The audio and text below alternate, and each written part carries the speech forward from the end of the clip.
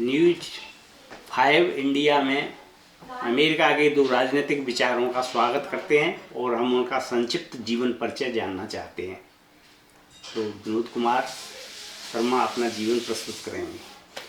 तो मैं अमेरिका में 2006 में सबसे पहले आया था और इंडिया में अपनी एजुकेशन करने के बाद यहाँ पर बोइंग कंपनी के साथ काम कर रहा था। अभी माइक्रोसॉफ्ट के साथ काम कर रहा हूँ और परंतु राजनीतिक रूप से मैं इंडिया में आम आदमी पार्टी से जुड़ा हुआ था। मैंने मेधा पाटकर के साथ काम किया है, अन्ना हजारे के साथ काम किया और मध्य प्रदेश से जहाँ से मैं आता हूँ वहाँ पर भाजपा के लोगों से भी मेरा अपने संबंध है।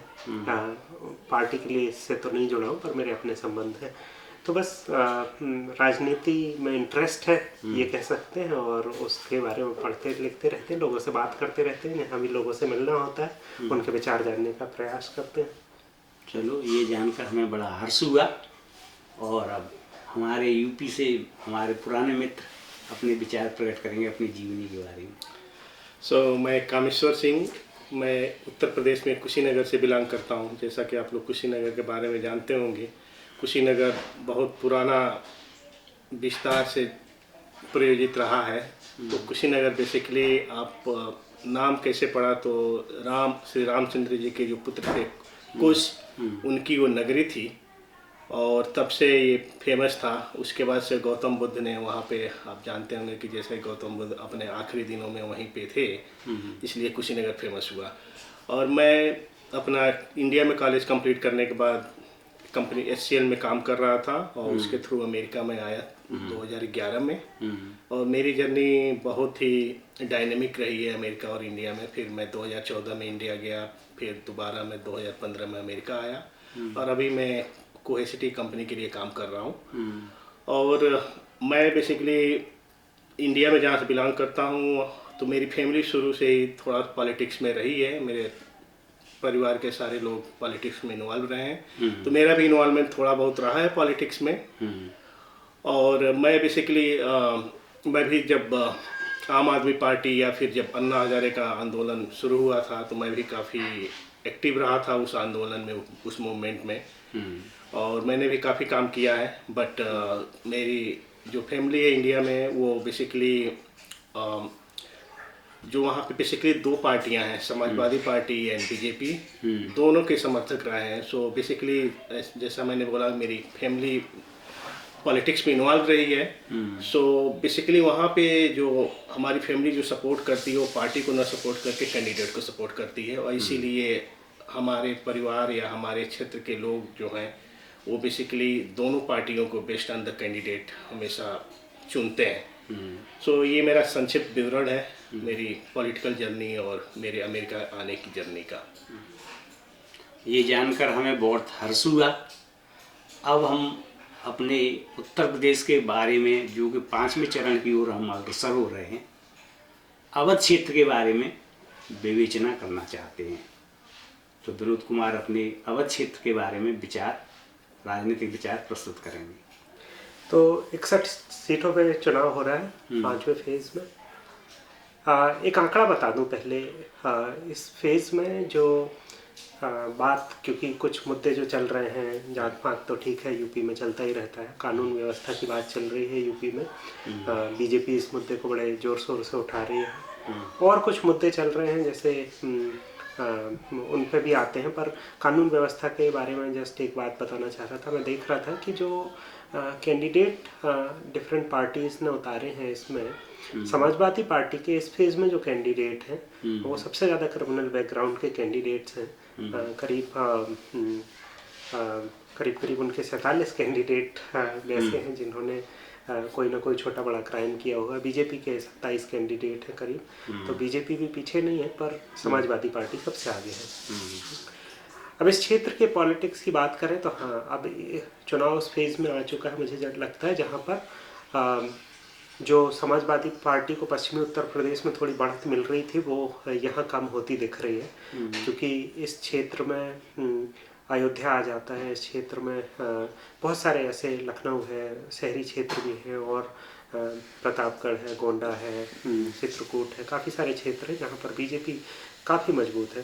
पर यहाँ जो समाजवादी पार्टी को शायद एक थोड़ा फेवर मिले, क्योंकि स्वामी प्रसाद मौर्य जो भाजपा से आए थे कुछ चुनाव के पहले, उन्होंने थोड़ा सा इनको स्ट्रेंथ दी है, क्योंकि चुनाव के जस्ट पहले आए थे। अब वो खुद की सीट बचा पाते हैं कि नहीं, वो आप लोग ज़्यादा अच्छे से बता पाएंगे एक एक सीट का विश्लेषण करें तो। पर ओवरऑल ऐसा लगता है कि उन्होंने थोड़ा सा वो गैप को कम किया है। तो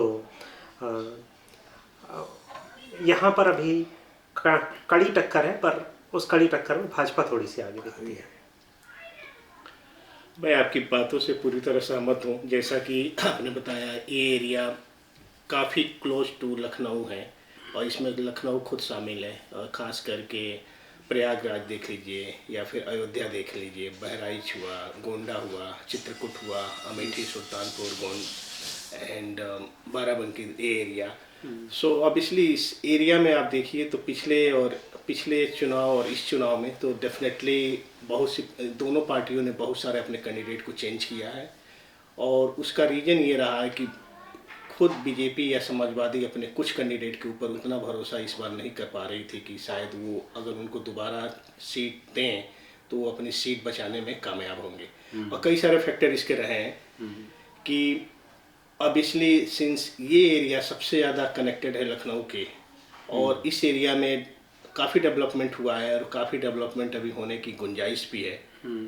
और यही रीज़न रहा है कि जैसा कि आपने बताया कि बहुत सारे कैंडिडेट जो है not only BJP but Samajwadi party के भी बहुत सारे लोगों पे क्रिमिनल चार्जेज हैं और भी दूसरे केसेस दर्ज हुए हैं।